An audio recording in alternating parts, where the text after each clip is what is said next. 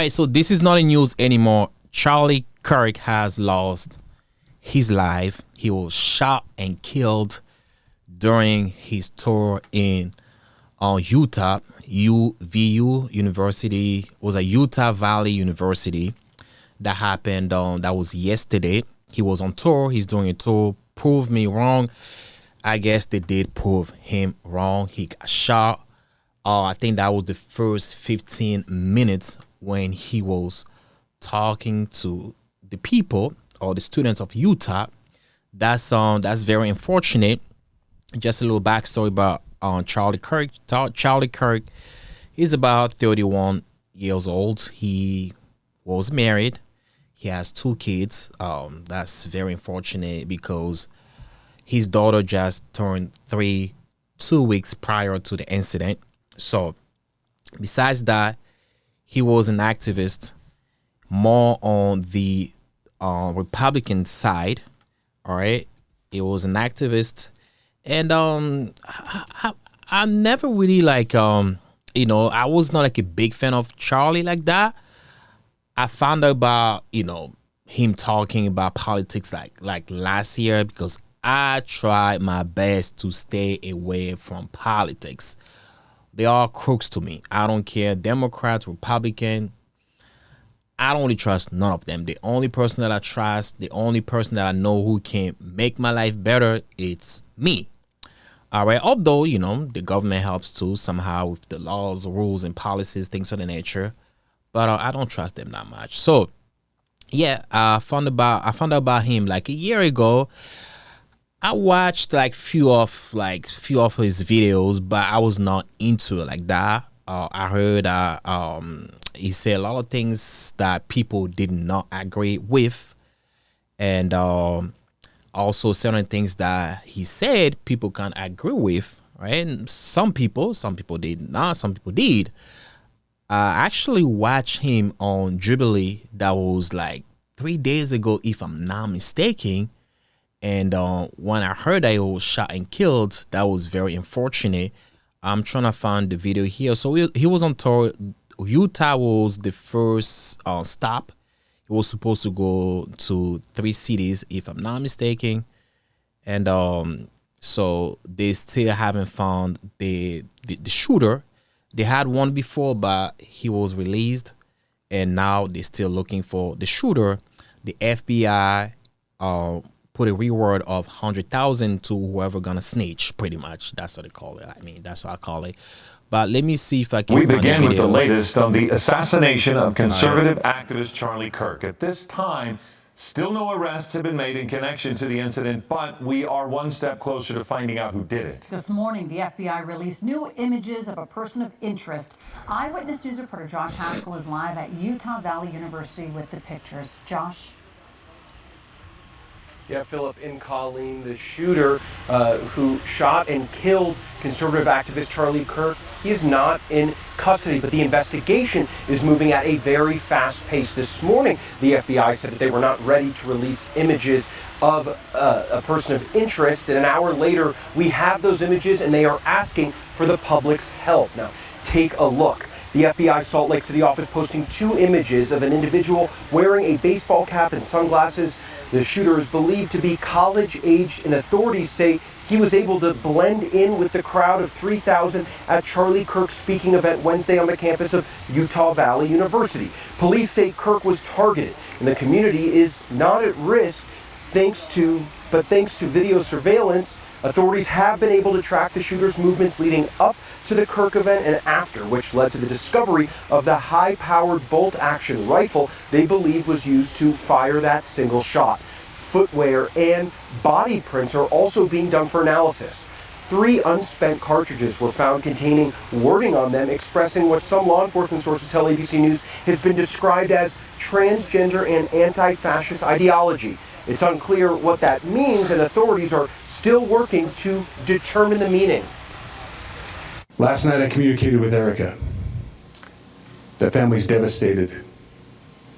As a commissioner of public safety, as a father, as a husband, I can only imagine what that family's going through.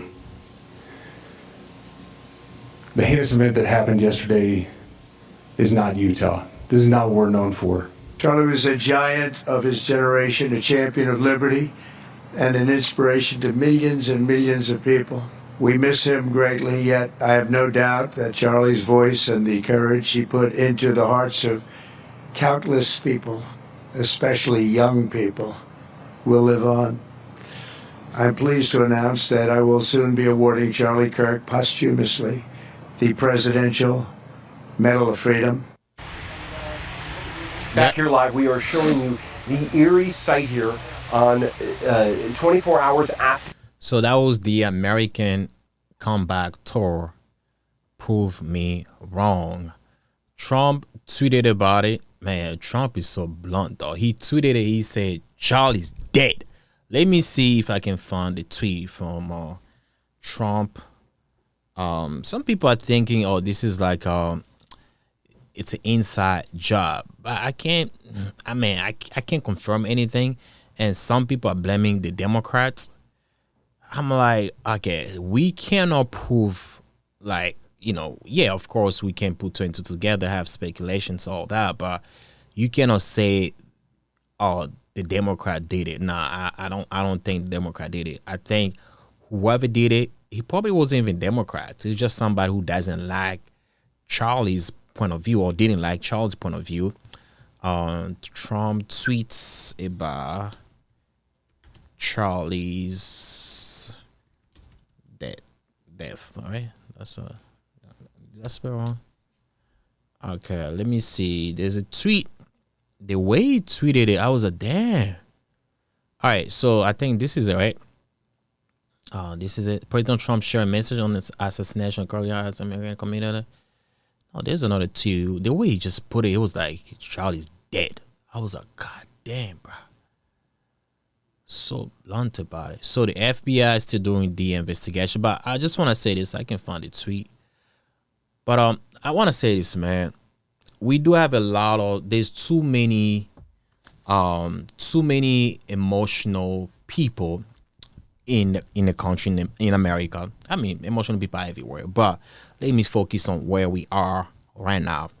There's a lot of emotional people who do not agree with other people's opinion, which is okay. I don't expect people to agree with my point of view. Like, there's a lot of people. How many people do we have in America? Roughly like 300 million people. How do you expect like 300 million people to agree with everything that you say? It's impossible. So you should not even think about it like that. You should be like, yeah, I'll say something. Some people gonna agree with it. Some people won't. So if they don't, hey, that's them. The same way you think you're right, the same way they think they're right as well. But that does not give you the right to unlive someone because of the point of view. You don't like what he's saying? Yeah, go find, like look for a debate. Trying to talk to them, be like, yo, I don't agree with what you're saying because of X and Y and Z. But for you to unlive someone, that's very lame, if you ask me. That's just like, that's no masculine at all. That's no human being behavior at all. It'll be a little different if Charlie was unliving people as well. Let's say Charlie killed people, physically. Killing people can be in so many different ways. Maybe certain things that he said affected some people and took them to their last, day. But still, though, he didn't kill them directly. It might still be a death, but it was not direct. So we cannot prove that, all right? Also, if someone says something, he's not responsible on how you take the information. He's not responsible on how you can control your feelings based on what he said or based on what they say to you. All right. So everybody has their own opinion. People like what they like. I'm okay with it. But I'm not going to unlive someone because of what he's saying. That's super emotional. And that's not even the right thing to do. Right. But the country is divided. Some people are celebrating. Some people are mourning. Some people are super, super sad. Some people are super happy though.